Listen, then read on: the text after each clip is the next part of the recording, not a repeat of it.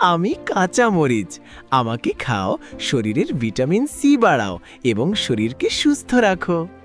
আহাহাহাহা, আমি শুকনা মরিচ। আমাকে গুঁড়ো করে খাও আর লিভারের 12টা বাজাও। আমি টমেটো। আমাকে খেলে ত্বক সুন্দর হবে, হৃদয় থাকবে সুস্থ, আর শরীর পাবে শক্তি ও রোগ প্রতিরোধ ক্ষমতা। আমি রিফাইন করা টমেটো সস। আমাকে বেশি খেলে শরীরে চিনি বাড়ে, পেটের ক্ষতি হয় আর দাঁতও নষ্ট হতে পারে।